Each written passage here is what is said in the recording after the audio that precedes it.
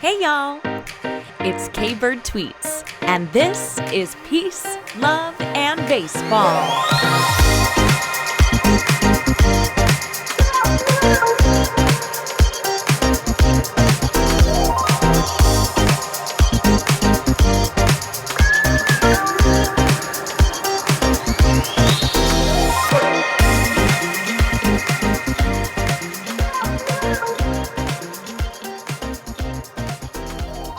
Hello, and welcome back to Peace, Love, and Baseball. I am your host, K-Bird Tweets, and spring training games have started, y'all.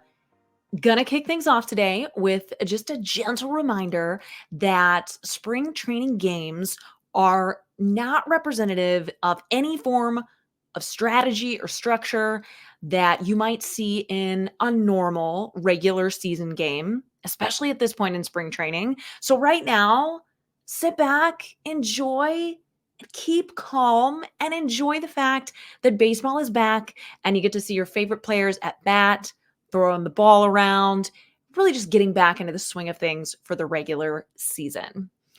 We talked over on this week's episode of Bourbon and Baseball with Susie, which I will link in the show notes here, a little more in depth about the difference of spring training games as opposed to a regular season game, more than just how, they don't matter. But if you're interested in hearing more about that, and of course, all the latest signings and sexy or scandalous headlines in Major League Baseball, in addition to what you're going to hear here today, of course, you can head over and put that next on your list for podcast today. Well, it is 70 degrees here in Chicago today on this February 26th. So usually this time of year, I'm having some serious FOMO watching baseball in sunny Florida and Arizona. But today, I'm feeling that rush of an early spring, just as that little groundhog predicted. I'm fully aware that it actually means like not so great things for our world and the climate and my sinuses come 48 hours from now when it is back to 30 degrees as the high. Yeah. But for now, I'm going to enjoy it.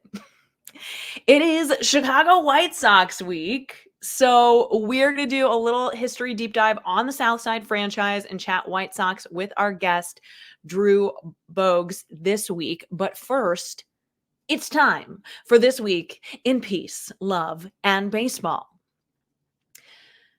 These days, there is a lot of negativity and frustration and unknown surrounding the current state of the Oakland Athletics franchise. And if you're not up to speed on that, I don't want to spend too much of our time today focused on the negative. After all, this is our Peace and Love segment today. But basically, the current ownership for the past 20 years has constantly put himself and his money above every aspect of the team and the organization. And it's really come to a head here in the last few years as the on-the-field product, like, quite frankly, hardly passes for a major league team. The facilities go further and further downhill, and the owner is insisting to move the team to Las Vegas, saying that he can't get a new stadium built or succeed with the team in Oakland. Long story short, it's become increasingly more obvious how little effort he has put into any of this, and it ultimately comes down to his incompetence and greed to try to take the team to Vegas. Here's the thing. The Vegas plans are also a hot mess. No one really seems to want them there. There are more important things that public money needs to be prioritized for. And the logistics to actually build a stadium and move the team there are a literal nightmare at this point. So will it even happen? Hard to say. Stay up to date on all of it because it's wild. And the main thing that I just think is so wild about it is it's actually still very far from becoming a hard reality. And it seems like, oh, the vote was approved, like it's happening. I've talked about this before. I did a whole episode of like the simulation where the A's aren't moving to Vegas.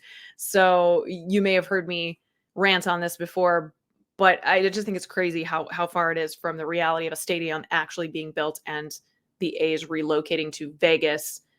While it just seems like, the way that a lot of us are talking about it is it's just happening, but that's not the case.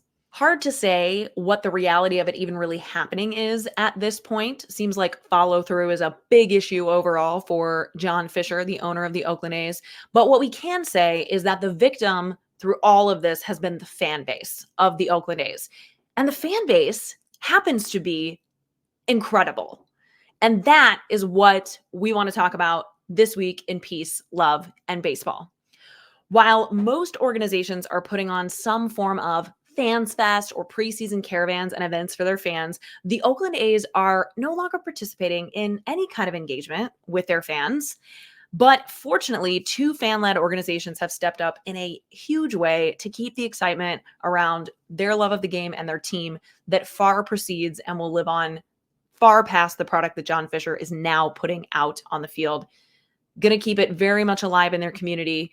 So if you missed it, the Oakland 68s and the Last Dive Bar, two nonprofit organizations who have done years of amazing charitable work in the Oakland community, teamed up to hold an Oakland A's Fan Fest where they hosted over 10,000 fans with over 70 vendors. They had live music, former players, of course, and sports media, fun and games, like everything you could ever want a Fans Fest to be and beyond. And I bring it to your attention for a few reasons.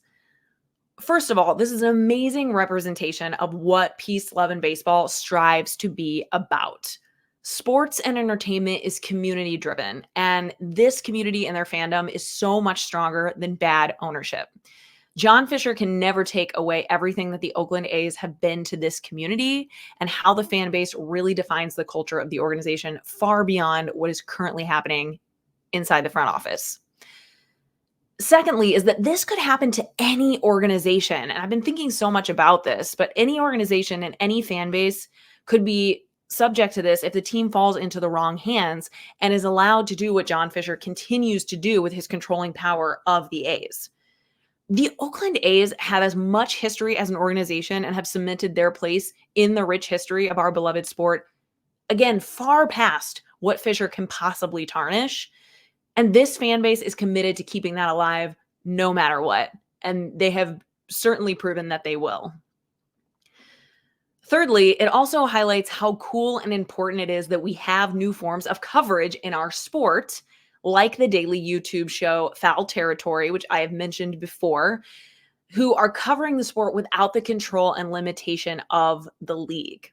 I know I've posted about it multiple times now on Twitter, but I was just so impressed by the coverage at Fans Fest by Foul Territory because it's important that it be brought to light, the reality of what is happening in Oakland, and also because they are not shying away from any angle of how it affects the sport, the community of Oakland, and beyond. Like they are just touching on things that mainstream media is not going to go anywhere near, but is so important. And it's just, it sucks to see everybody else tiptoe around it. But these are the conversations that are bigger than baseball. And Scott Braun had so many good ones over the weekend at FanFest. So please go check out Foul Territory's coverage and get up on what is going on out there in Oakland as we continue to find the best ways to support a fan base that has come together in the most inspirational and fun ways to help each other. So, of course, I linked that in the show notes for you if you've yet to check it out. You've got Bourbon and Baseball, this week's episode, next on your list. And then you're going to go listen to that weekend coverage of Foul Territory. There's so many good interviews from former players to the mayor of Oakland. And you'll hear us talk a little bit more about this on Bourbon and Baseball as well.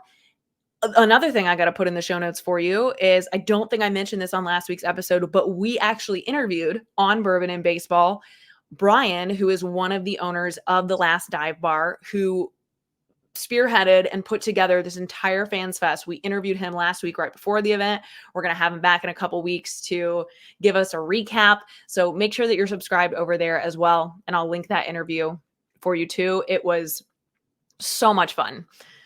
And it was just really cool to get to know him, but also more about what organizations like the Last Dive Bar are doing. And they are all driven by just normal fans just like us. And it's really cool to hear about what individuals and, more importantly, a group of people can do when they just decide to do it. All right. The next thing we got to talk about this week in Peace, Love, and Baseball is the uniforms. I got to talk to you about it. Quality control is a problem, is the bigger story here. But if you are a baseball fan, and even if you're not, you have likely heard about the new uniform debacle in Major League Baseball. So players are arriving to spring training, they're getting photos taken, and they're headed out on the field in flimsy, low-quality printed jerseys and see-through, yes, see-through pants.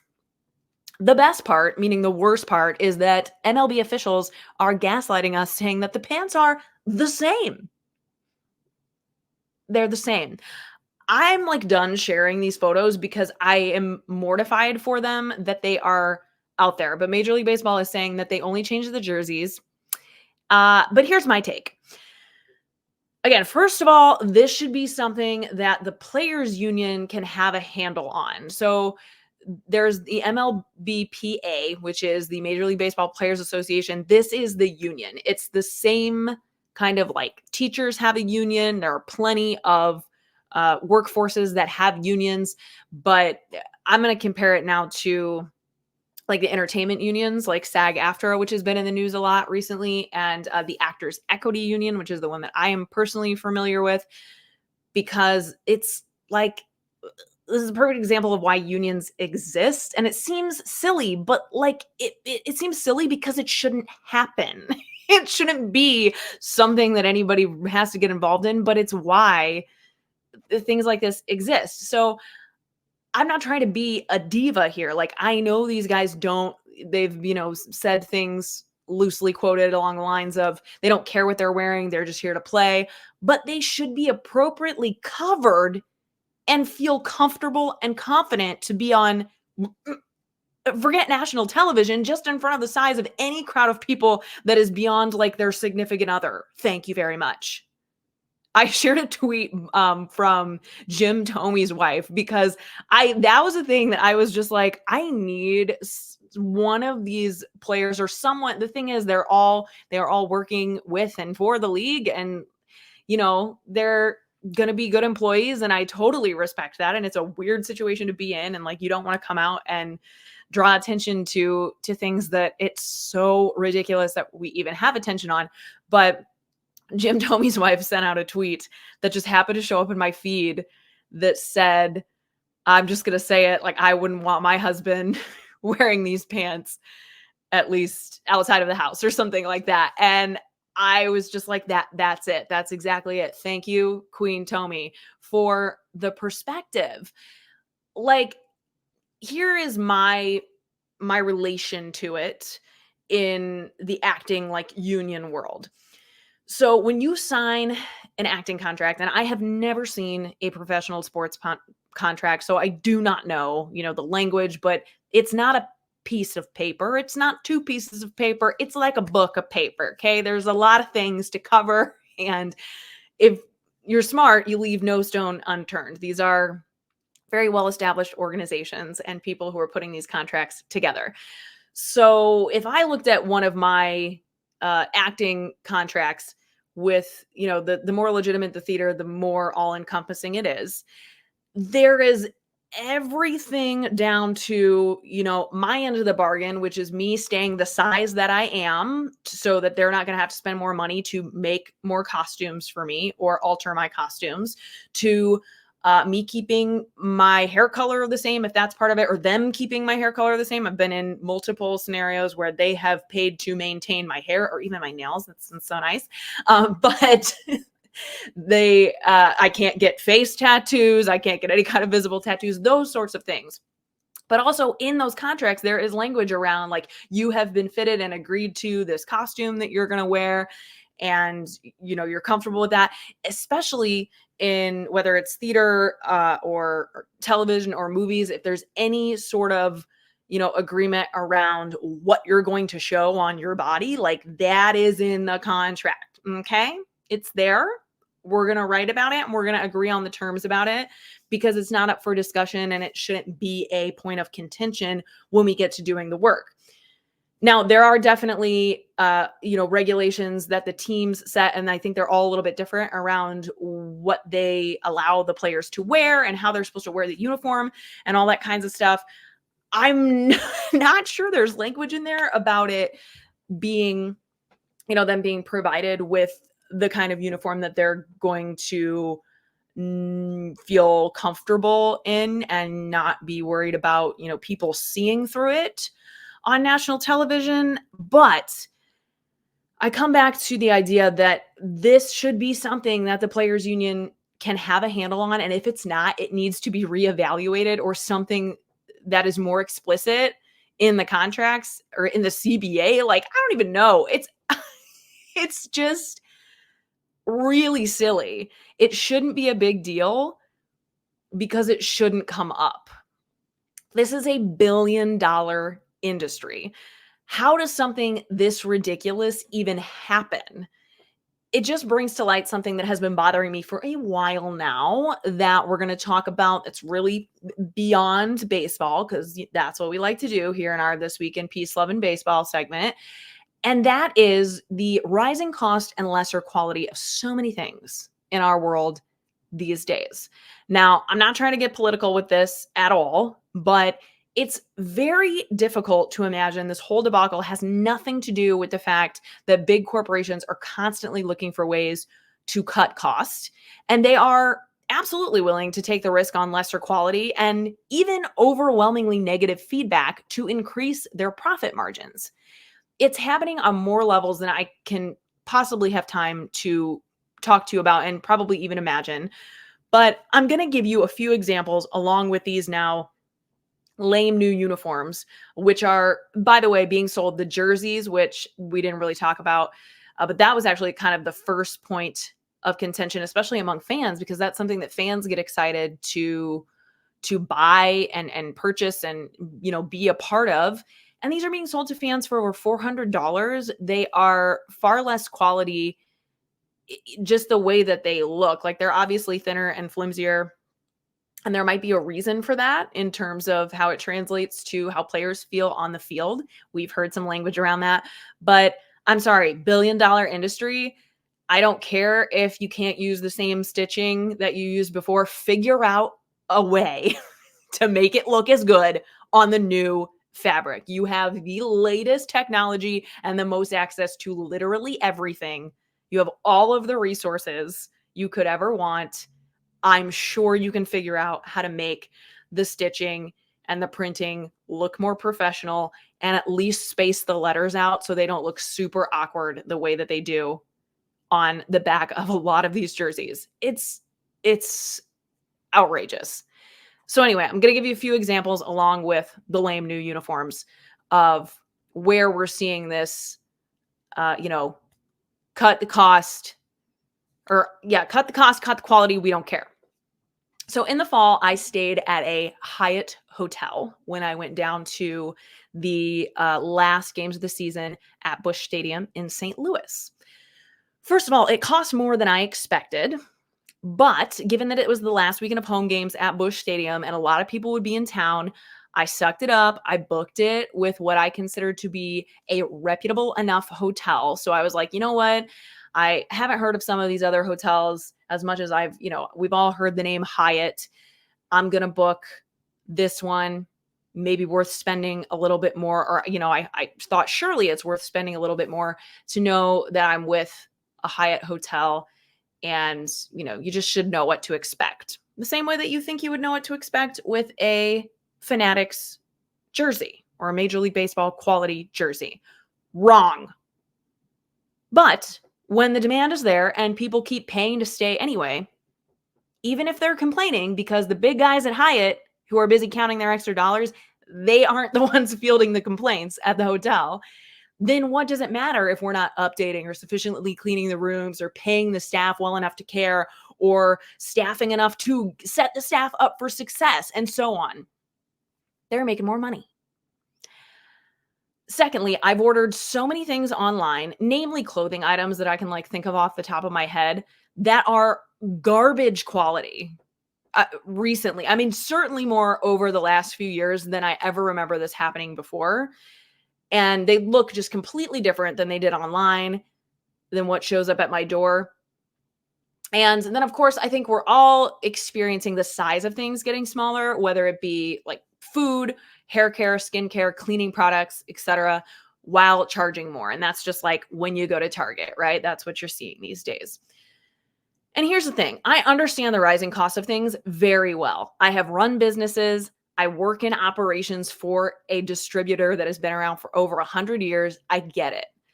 I'm not even mad about paying more. In fact, there are times, many times, where I actively choose to pay more because I'm looking for the quality, right? I'm mad that the quality is less.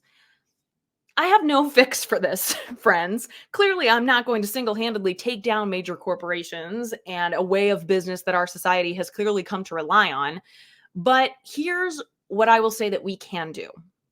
We can talk to each other. We can make recommendations of businesses that are prioritizing quality. I'm not saying, fire up that Yelp account and just go trash everybody, because I find it hard to rely on Yelp reviews and stuff today too, because I don't know about you, but sometimes I go and look at reviews and I'm like, I don't know, the type of person who took the time to write this out is probably not the type of person that I will trust their opinion, or take it with a grain of salt. So I'm talking more around like, talk with your friends and family, talk with your Twitter community, the people that you have as like your followers that you regularly interact with, that you have come to, have a rapport with, and you trust their opinion and see eye to eye on the value of things. Because like I said, I would happily pay a little more for things that are worth it to me, which is really anything that I'm spending my money on. For quality. So the next time that you're looking for a new pair of shoes or a place to eat, new mascara, like literally whatever it is that you are spending your money on, ask around.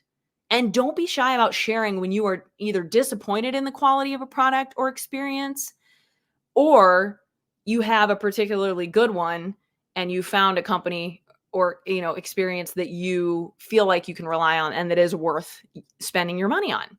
We're just helping friends and family to prioritize quality in our lives. So right now, I've had plenty of examples of this, but I want to give a shout out to two brands that I recently am really pleased with, just to kind of start the conversation amongst ourselves here. I ordered a pullover, which I'll probably debut. It's 70 degrees here today, so I'm wearing a t-shirt, but I ordered a really cute pullover with sequined baseballs on it from Live Love Game Day. I also have a really nice long sleeve shirt that I got from them that says "Wake Me Up When Baseball Is Back," that I wear literally all the time, and I've had it for years, and it's so soft and comfortable and really good quality. But anyway, this pullover that I just got is like better quality than I was even expecting it to be, especially for the price point. So would totally recommend them. Have had only good experiences thus far. And again, certainly prioritizing quality. And then the other thing, again, these are just random things that I'm having good experiences with as of late, is the face care line or skincare line called Clean Your Dirty Face. This was on my gift guide episode. So if you listen to that, you've heard me talk about this brand before. But this was a skincare line that I found that I really enjoyed. It's a little pricier. So when I initially ran out of the stuff, I was like, you know what? I'm not going to buy it again. Like, I just don't need to be spending that much money on this kind of stuff. Is it really that big of a difference maker?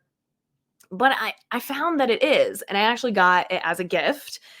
One of the products that I really love as a gift. And it sparked me to start using the whole line again, because I realized it was really worth it. And even though their prices went up a little bit post-pandemic, it's really, it's easy to see why, given the ingredients and the high quality of ingredients that they use, why the prices went up. The packaging is super cute, high quality. Ingredients are still the same. The size of everything is still the same. They've just, raised prices a little bit to keep up with the rising cost of them producing the product, which again, I'm absolutely here for. Charge me for that. I will pay for it, especially when you are maintaining and prioritizing quality the way that Clean Your Dirty Face skincare is. So I will link both of those sites in the show notes as well, just in case you happen to be looking for some cute sports clothing or a skincare line. So I just feel good about spending my hard-earned dollars at these businesses. You can also give shout outs to, give your shout outs here in the comments if you're watching on YouTube, or, tweet them to me. And let's just give good recommendations to people. And let's get these men some new freaking pants, Major League Baseball. Okay. I'm glad we connected on that. But it's time to get to our team feature this week, which is, of course, the Chicago White Sox. I'm repping. I don't have a Chicago Cubs shirt. Absolutely not. But I feel like it's okay as a Cardinals fan for me to proudly wear my Chicago White Sox shirts that I've had to attend a couple of games here in Chicago where I live that were not Cardinals White Sox games. So, I felt okay about cheering for the home team. I am here in Chicago, and I'm always here in Chicago, but I'm usually in Chicago wearing a Cardinals shirt. But we're going to get a bit of history on the White Sox, and then we're going to hear from our resident White Sox fan, Drew Bogues, on the White Sox fandom and culture to round out our team feature. This is the first team feature on a team that I personally have a good amount of experience with. I have been to Guaranteed Rate Field here in Chicago many times. I first went to it when it was called US Cellular, the Cell. And I've actually performed at Guaranteed Rate on a theme night, at Elvis Night, because the long-running show here in Chicago that I was a part of is $1 Million Quartet, which is the Johnny Cash, Elvis Presley show. So I got to go with Elvis and be one of his little backup singers at Elvis Night a number of years ago. Super fun. Got to hang in the suites, which was really fun, and do the all you can eat thing and get the VIP treatment. And they do awesome fireworks at Guaranteed Rate. And because of the proximity, I obviously cross paths with many White Sox fans. So I do feel like it's a culture that I'm a little bit more involved with than, our previous team features thus far. Let's get some history here. The White Sox originated as the Sioux City Cornhuskers of the Western League. They were a minor league team under within the National League. So in 1894, Charles Comiskey bought the Cornhuskers and he moved them to St. Paul, Minnesota, where they became the St. Paul Saints. In 1900, with the approval of Western League president Charles Comiskey, moved the Saints into his hometown neighborhood of Armour Square, where they became the Chicago White Stockings, which was the former name of Chicago's National League team, the Orphans, who are now the Chicago Cubs. Whew. So we'll learn more about that when we do our Cubs deep dive, because I promise we will do one of those. The Comiskey family founded and would own the White Sox until 1958. So if you've heard that Comiskey name associated with the White Sox, multiple stadiums were actually named that, which we'll get to, but they were the founders of the White Sox. In 1901, the Western League broke the national agreement and became the new Major League American League. The first season in the American League ended with the White Stockings championship. So really the White Sox franchise was the first ever American League championship. However, that would be the end of the season, as the World Series did not begin until 1903. So there was no World Series at that time. That's crazy to think that this all happened before there was ever even a World Series. Way back when. The franchise, now known as the Chicago White Sox, made its first World Series appearance in 1906, beating the Crosstown Cubs in 6 games. That's amazing that one of the first World Series, the third year of the World Series ever, it was the White Sox and the Cubs. Pretty cool. And the White Sox won. You're going to hear Drew talk about in a little bit how the White Sox is the second team in the second city of Chicago. So he always feels like they kind of get forgotten or, looked down on by Cubs fans and just maybe by the city as a whole. But let it be known, the White Sox won the first World Series between the White Sox and the Cubs. The White Sox won a third pennant and a second World Series in 1917 when they beat the New York Giants in 6 games. And the Sox were heavily favored in the 1919 World Series, but they lost to the Reds in 8 games. How is there 8 games of a World Series? I don't know how I didn't look into finding that out when I researched this, but I'm going to find out. Huge bets on the Reds fueled speculation that the series had been fixed. Yeah, here it comes. A criminal investigation went on in the 1920 season, and although all players were acquitted, the commissioner banned 8 of the players for life in what was known as the Black Sox scandal. After this, the franchise did not win another pennant, spoiler alert, for 40 years. So this was the one version of the White Sox curse. They had their own. The White Sox found a bit more success between 1936 and 46, and they settled into their longest period of sustained success from 1951 to 1967, when they had winning records in 17 straight seasons. They won their first pennant since 1919 in 1949, but they lost to the Dodgers in the World Series that year. In the late 60s and early 70s, the White Sox weren't playing so great, and the franchise struggled to attract fans. So Bud Selig swoops in and tried to take control of the team and move them to Milwaukee. Bud Selig tried to make the White Sox the Milwaukee Brewers. This was blocked by the American League, and Selig ended up buying the Seattle Pilots instead.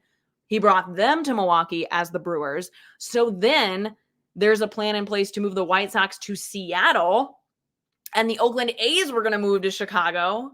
But the White Sox had newfound hope and excitement around the team with MVP Dick Allen in 1972. And after the 1972 season, it was announced that the White Sox would stay put. And instead, there just doesn't need to be all of this, like you go there and I come here and we do all of this. We're just going to put an expansion team in Seattle. Sounds good. So things were looking up for the White Sox until Disco Demolition Night. I have never heard of this. I've lived in Chicago for a while now, and I'm from Illinois, but I had never heard about this. Apparently, it is a big deal in Major League Baseball history. So the White Sox had a promotion featuring popular disc jockey Steve Dahl, and his quest was to destroy records featuring disco music because he just despised the genre and he made fun of it on air during his shows. I like disco music, y'all. But Disco Demolition Night was held during a doubleheader against the Detroit Tigers, with the White Sox trying to build momentum in what had been a disappointing 1979 up to that point. This is all from an article from WGN about this historic night.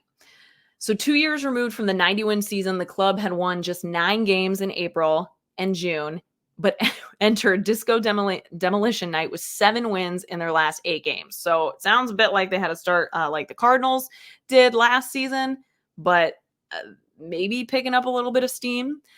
As part of the promotion with the radio station, fans could get a 98-cent ticket to the doubleheader if they brought a disco record with them to sell. It was expected to draw a few thousand extra fans, but instead, it drew 47,795 people, which was the largest crowd of the year. That's a lot for a baseball stadium to even be able to hold these days. The turnout, which featured a mostly anti-disco crowd, they had plenty of signs and often chanted, "Disco sucks," during the evening. What kind of people are this passionate about hating disco music? And how does this tie to the White Sox? Like, I don't know. These are the questions I have. I could not find answers to. But after the 4-1 White Sox lost to the Tigers in Game 1, the albums were blown up in center field, much to the delight of fans, it says. After things settled down for a bit, people started to trickle onto the field as the White Sox began to warm up for Game 2. How on earth did they just blow up a bunch of shit in the middle of the field? I'm going to need to do a whole episode deep dive on this after finding out about this. Anyway, the sea of people invaded the playing surfaces, and eventually it was covered with fans. The owner of the White Sox, Bill Veeck at the time, and announcer Harry Carey, yeah, we know him, they pleaded with fans to return to their seats. There was an alert put on the scoreboard with the same message. Please go back to your seats, guys. And even the lights were dimmed in hopes of restoring order. None of it worked, as a bonfire was set in center field and a batting cage was destroyed right around it while the grass was damaged around the field. These are not baseball fans. These are not baseball fans that came to this game to destroy disco. They just came to demolition disco. There was an estimated 7,000 fans on the field. Chicago police were eventually called in and were able to get the crowd under control. Cheers came down from the crowd as the fans were finally let off, with 39 people being arrested for disorderly conduct. With the field torn up, the Tigers manager, Sparky Anderson, at the time was like, hey, my team is not going to play on this field. There are some safety concerns around the fact that the field is no longer like fully intact. And also like 7,000 people just came onto the field and set shit on fire. Not feeling great about playing baseball now. So the decision was initially made to postpone the second game of the doubleheader to a later date, but then it was determined that the White Sox would forfeit the game since they could not provide an adequate playing field for the contest. Scandal, I would say. Shortly after this, the team changes ownership, prioritizing staying in Chicago. This is when Tony La Russa first becomes manager in 1983, and the White Sox win their division. But La Russa was fired in 1996. Don't worry about him, though. He is going to go manage the Oakland A's and the Cardinals and bring home 3 World Series rings before he eventually ends up back with the White Sox. The Sox are not anything to write home about through the rest of the 80s, but they are focused on replacing their aging stadium. There were talks again here in the late 80s about relocating the White Sox, this time to Tampa. There were rallies led by fan groups to save the Sox, and at the very last minute, funding was approved for a stadium deal with the condition of keeping the stadium on the corner of 35th and Shields across from the old ballpark, as opposed to the suburban ballpark that ownership had proposed. The White Sox were fairly successful in the 1990s and early 2000s. They had 12 winning seasons from 1990 to 2005. First baseman Frank Thomas becomes the face of the franchise, ending his career with the White Sox as the all-time leader in runs, doubles, home runs, total bases, and walks. In 2004, Ozzie Guillen was hired as manager of his former team. And after finishing second in 2004, the Sox went on to win 99 games and the Central Division title in 2005. The White Sox, of course, went on to sweep the Houston Astros in the 2005 World Series, giving them their first World Series championship in 88 years. More recently, the headlines around the White Sox are not as thrilling. In 2018, they broke the single-season strikeout record, but they did make a return to the playoffs for the first time since 2008 in 2020 in the pandemic-shortened season. On August 12th of 2021, the White Sox faced the New York Yankees in the first ever Field of Dreams game in Dyersville, Iowa, which was super cool. If you did not catch that, I would recommend, you can probably find it on YouTube or at least find some coverage of it, some highlights from it. The White Sox won the game 9-8 on a walk-off 2-run home run by Tim Anderson, who we talk about him in this week's episode of Bourbon and Baseball, of course, because he just signed with the Marlins. But at this point in his career, it is cool to look back on his the first 7 of his 8 major league seasons with the White Sox, because they were pretty special. And this was a really cool moment for him. The White Sox won their division for the first time since 2008 in 2021. And this is where you will hear Drew talk a bit about how the rebuild was like never really finished before it seems to start again now. And that's kind of where the White Sox are at right now. They had a lot of headlines last season that we talked about on this show and on my other podcasts as well, that were just like not the kind of things, kind of like this pants thing where you're like, I don't want to be talking about, you know, punches being thrown and guns being somehow snuck into the stadium. Like, these are not the things that we want surrounding any franchise in baseball. And on top of all of that, there was just a really strong narrative amongst the players that the culture of the team, like within the clubhouse, was there was very little structure, not a lot of consistency, and like any kind of regulation or guidance really being provided for them as a whole. And that was just not great. They certainly have a really good number of people within their organization that are well established and seem to be, people who could set it straight. But the foundation, whether that's, just from the ownership or whatever, it has been a little shaky lately. And they're certainly in a place right now where they have cut some costs. They have sent some guys off and just parted ways. And the thing that I do like about where the White Sox are at currently, just from an outside perspective, is that it looks like they are signing guys who have a really good attitude about just wanting to play baseball and being leaders just in the way that they carry themselves. Like Paul DeYoung. Love him. Love him. So we hope that the White Sox are headed in a better direction, at least like culturally. I like to say they're in the midst of their cultural rebuild, and then they will, you got to have that first to put a better product out on the field. So I'm hoping for that for them for this season. Let's talk about the stadiums. They have played in 3 different stadiums. They started in the 39th Street grounds from 1900 to 1910. Then they played in White Sox Park, which was eventually named Old Comiskey Park, or it was just called Comiskey Park until they moved. So they played there from 1910 to 1990. And then they moved to what was also still named Comiskey Park, but new Comiskey Park, which was then renamed US Cellular, which is then renamed Guaranteed Rate. And they have played there since 1991, is currently where they are at. And you might have seen in the news recently that they are starting that campaign to get a new ballpark built on the south side. The plans look immaculate and amazing. And it is one of the older ballparks in Major League Baseball now. But having been there many times myself, I'll tell you, I've enjoyed it.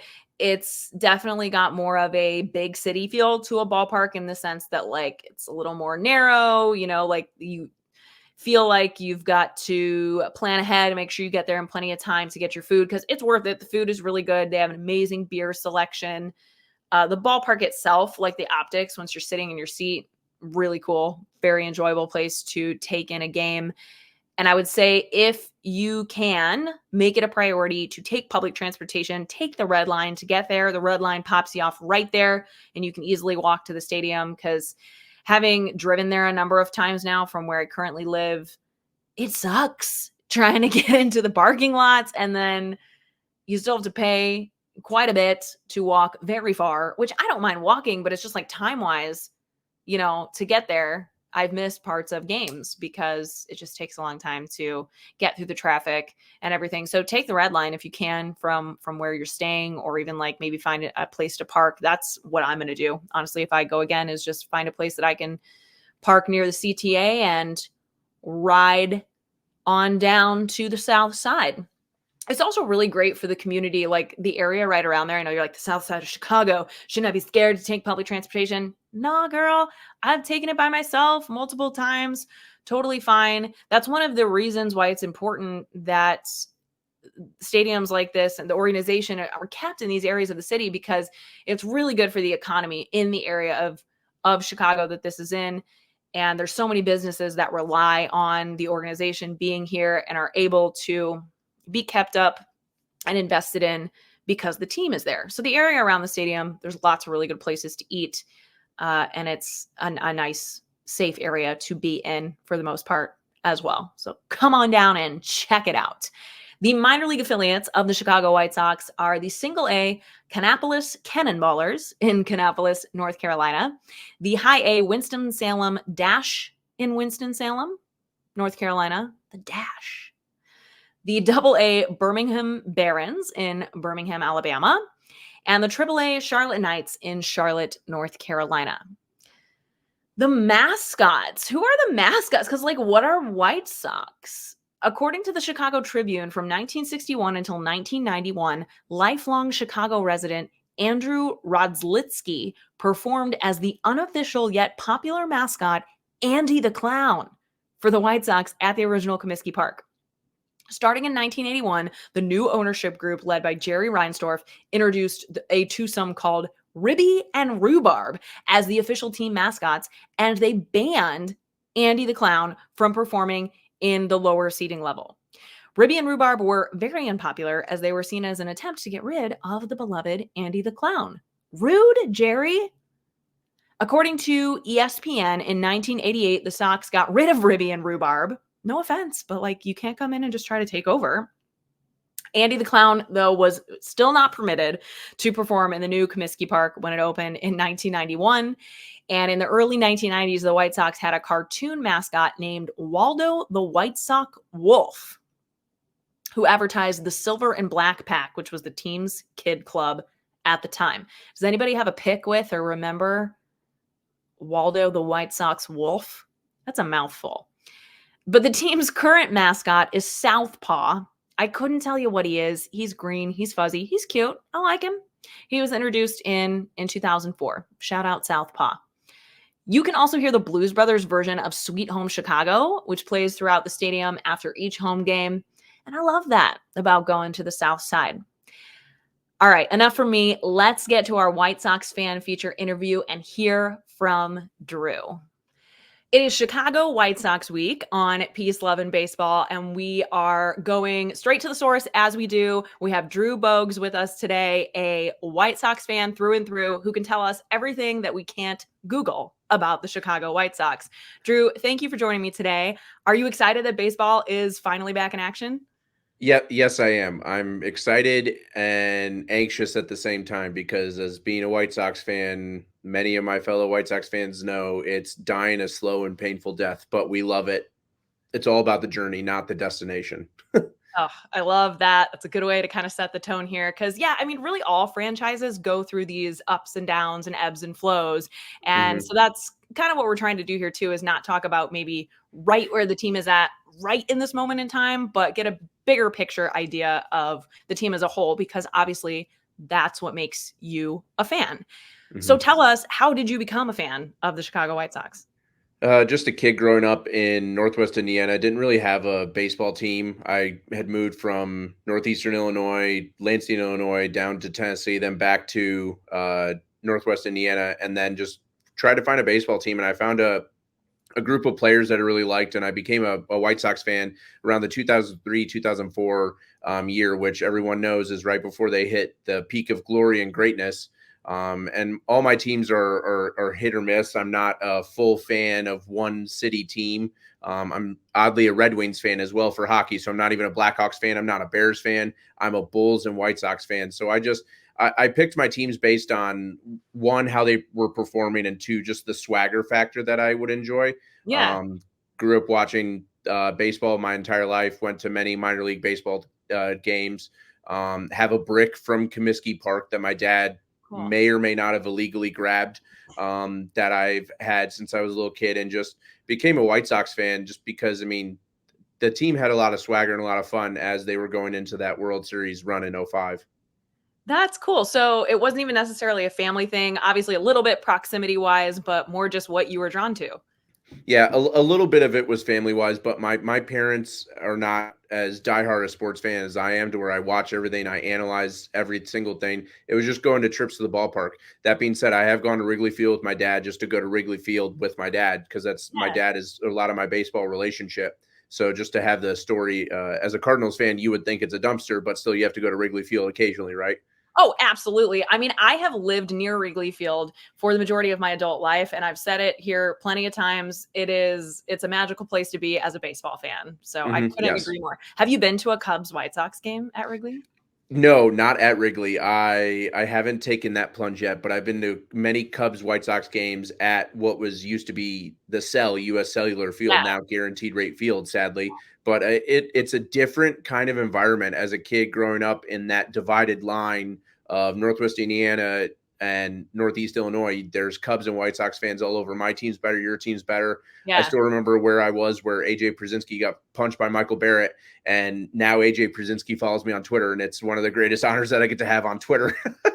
Oh, that's amazing. Yes, we're all big AJ Przinsky fans around here. And yeah, I guess I grew up kind of in a similar environment in central Illinois where it's like half Cardinals fans, half Cubs fans.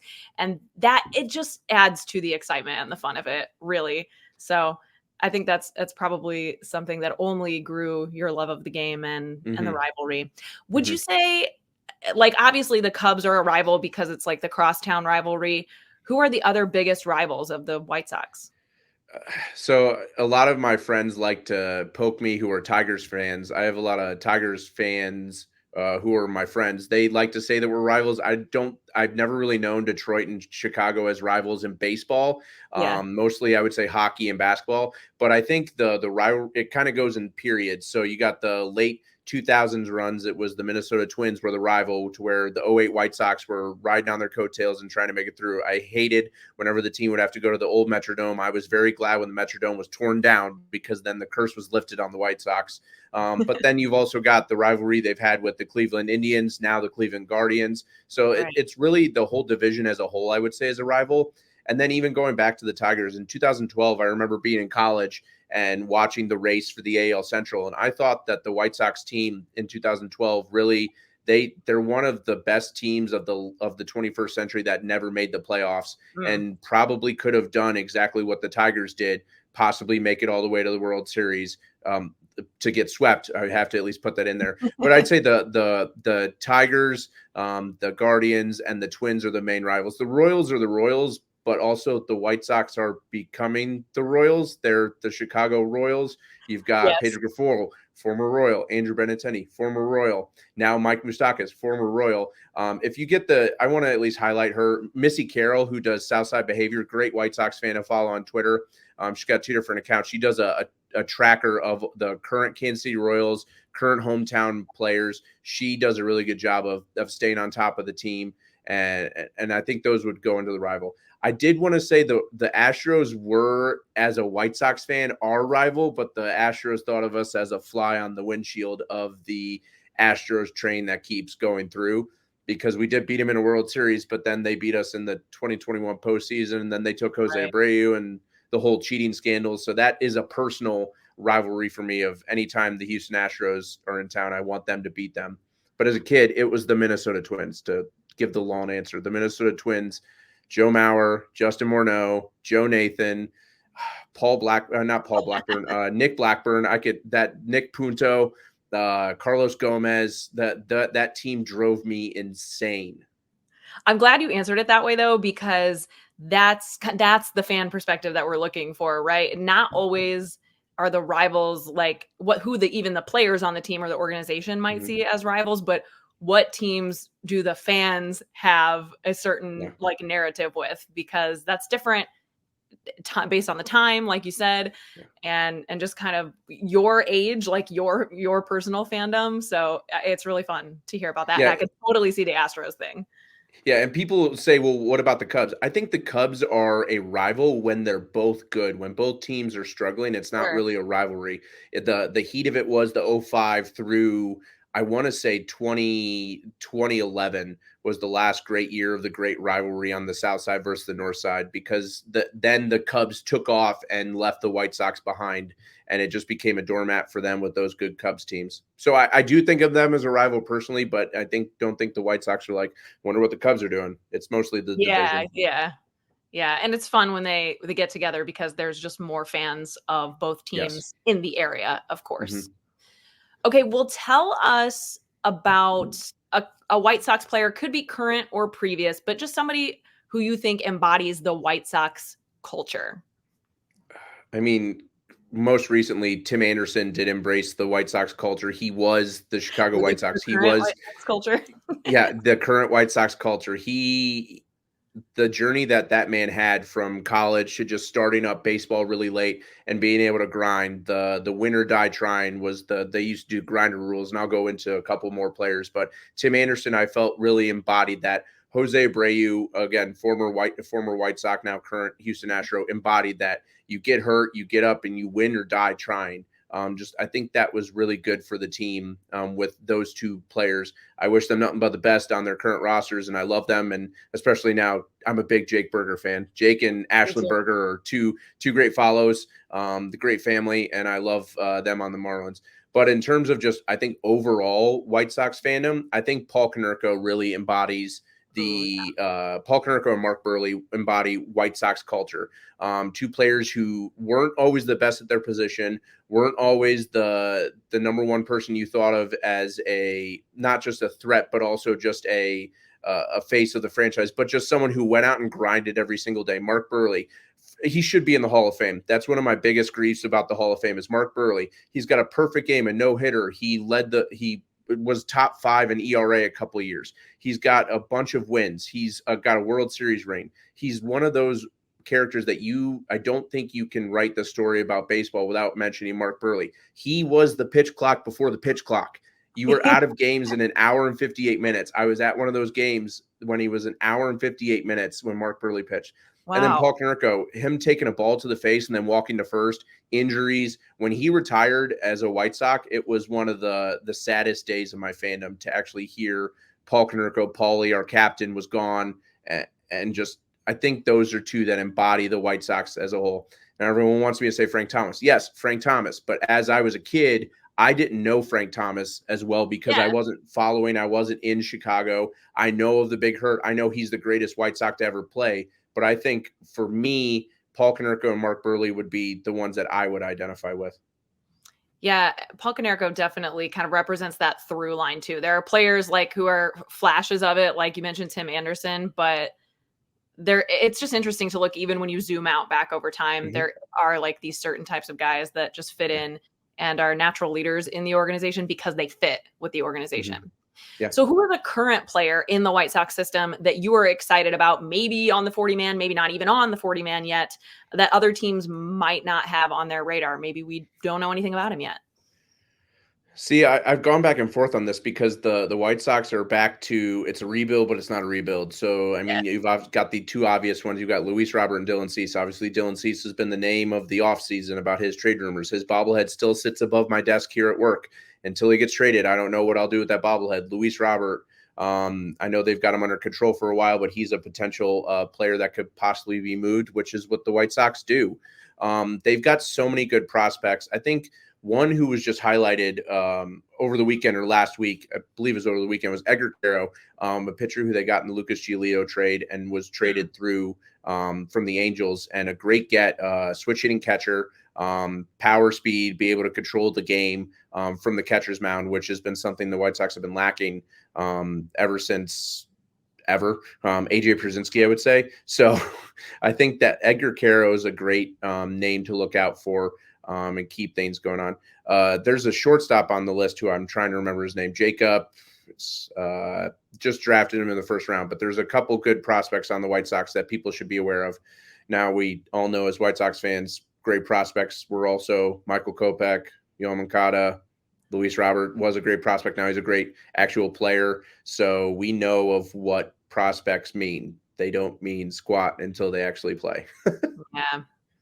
Yeah. If they get there before being traded for other things. Do you think that the White Sox are in a place where they're going to try to leverage prospects to get more talent on the field in the next couple seasons here? I think they will. I know the one top prospect that everyone should also know of is Colson Montgomery.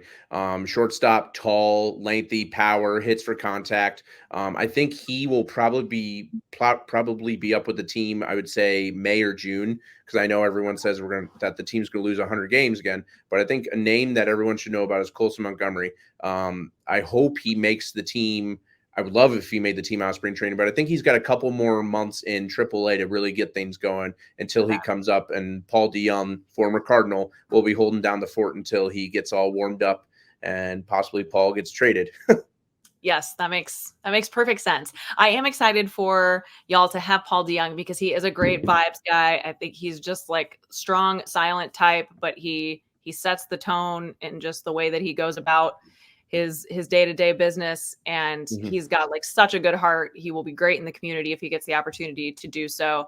But I was wondering if he was maybe a placeholder, because that makes a lot of sense. So that's a good one to keep our eye on. Yeah. Well, this is a little fun, I hope, for you, because let's go to just like the alternate universe where none of the regular baseball rules apply, and you just can pick one player who is currently in Major League Baseball who is not on the White Sox that you think fits into the culture. It does not need to fit a current need for the team. Obviously, doesn't have to be realistic at all.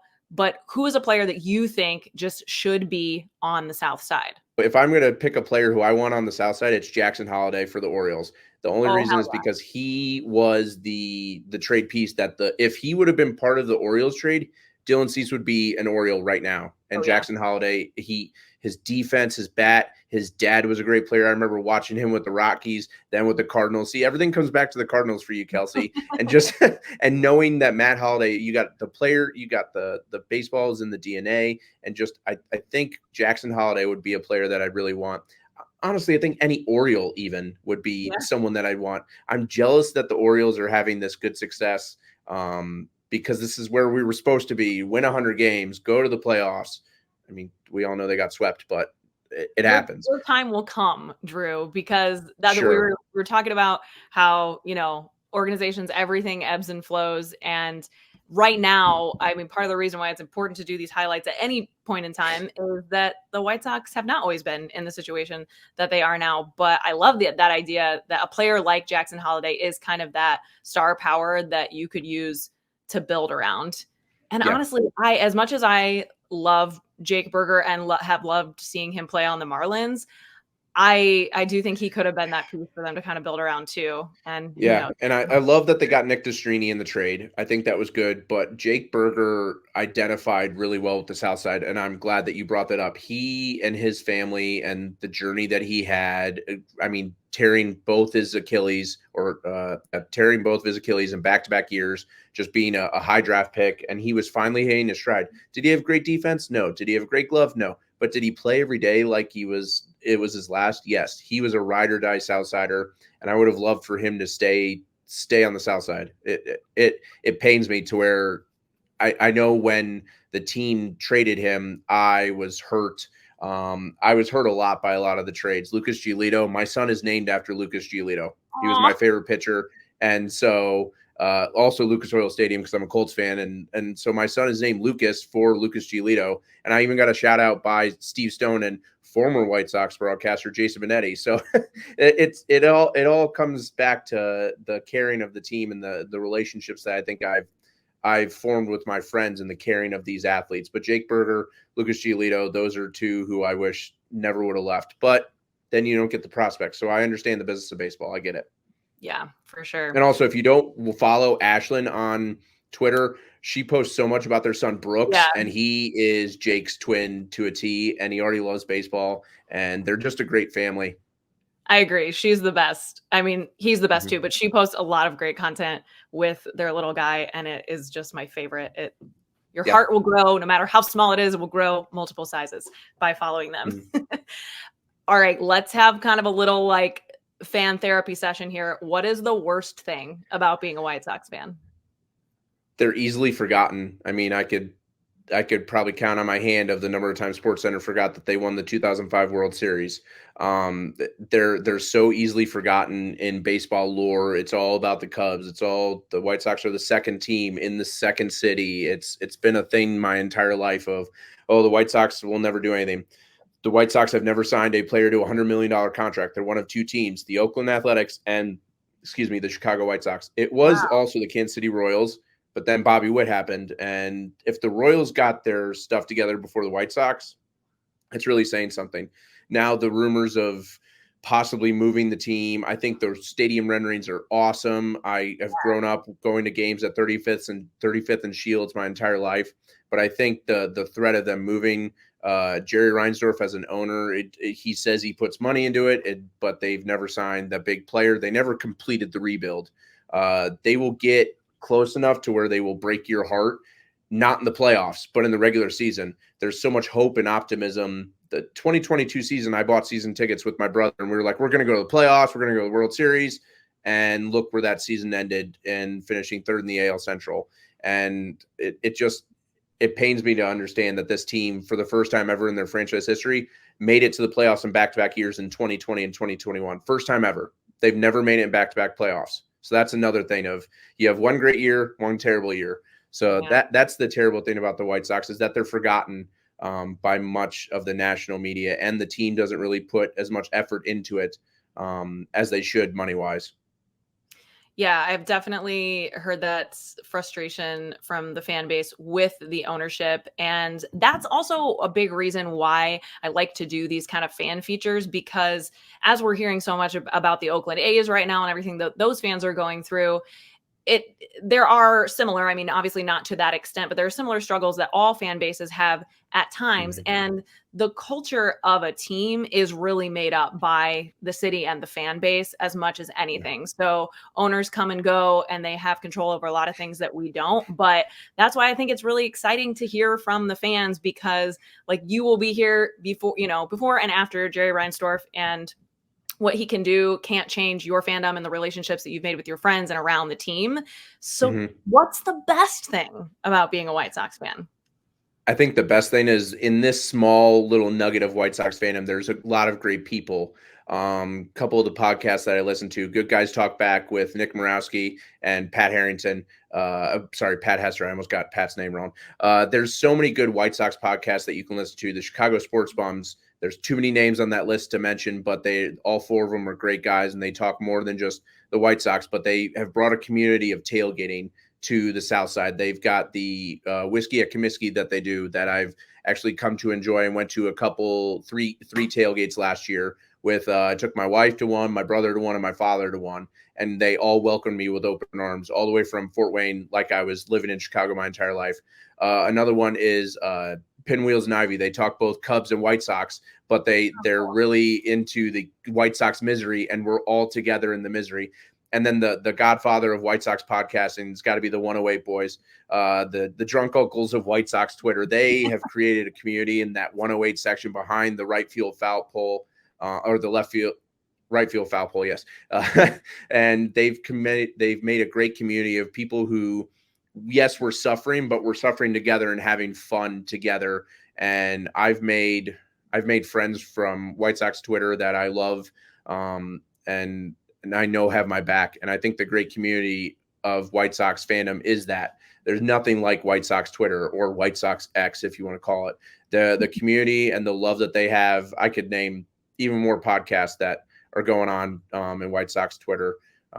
There's a podcast about drafting where they're friends of they're all White Sox fans. They're all Bears fans. They just draft things. It's like they drafted Bluey episodes one time. And it's just so cool to be able to join them on YouTube every week. I'm laying in bed, just talking to them and chatting, and it's a great time and great space to be a part of. And I just want to give a shout out to those podcasts and those groups of people who just have welcomed me into White Sox Twitter, understanding the pain that I have, and just are able to talk to, because in Fort Wayne, Indiana, you don't really get many people talking about the White Sox. It's all the Cubs, the Tigers, the Indians, or I'm sorry, Guardians. Oh, I got to pay $5. and the Cincinnati Reds. No one talks about the White Sox because we're far enough away to where you don't really hear much about them. So I've got a group of people that I can talk to and have welcomed me in with open arms, and I'm very grateful for them. I'm glad that you brought that up, because we do have a lot of overseas listeners and that's one of the biggest reasons that I wanted to do a team feature for each individual team, because you can choose based on a lot of things, not just proximity, but really about what speaks to you and what you directly connect to. And we're able to do that now in the age of all of these digital platforms and mediums that we can connect on. So there's an English White Sox fan account. There is. He's an English White Sox fan all the way in Great Britain, and tweets about the team at like 4 a.m. His time watching the game. And so he enjoys it. I know that. Got that solidarity. Okay. Win or die trying. That's, I think, our White Sox fan tagline here. Grinder rule number 1 is win or die trying. And when they had Jermaine Dye, it was DYE. So that was my favorite grinder rule. Win or die trying. Awesome. Well, Drew, thank you so much for spending some time with us today and pulling us behind that White Sox curtain. Have a great time with spring training and hopefully a great season ahead. But either way, it sounds like you're going to have fun with it. Yeah. Thank you so much, Kelsey. Thanks again to Drew Bogues for joining us today for our White Sox fan feature. Hey, if you are not subscribed, if you're watching on YouTube, make sure you've hit that subscribed button to our channel here, because we'll have another episode with a team feature coming at you next week. You can, leave suggestions, comments, thoughts, things in the comments right below here. And then, of course, if you're listening on Spotify, Amazon Music, Apple Podcasts, wherever you get your podcast, make sure you're subscribed there as well, so that next week's episode will just populate in your feed and you won't miss a thing. You can give us a 5-star rating. That would be greatly appreciated. Feel free to leave a review if you are inspired to do so. And most importantly, like we were talking about, sharing with friends, recommend this quality podcast to a friend or family member. We're going to throw all of those podcast recommendations that Drew gave you too, if you are a White Sox fan listening in, or you're just a baseball fan looking to learn more and immerse yourself in a fandom. Going to have all those in the show notes for you as well, because as you know, if you're a baseball fan here listening to this podcast, you're listening to other baseball podcasts too. And we like to give good shout outs and recommendations. Until next week, I will see you then for more peace, love, and baseball.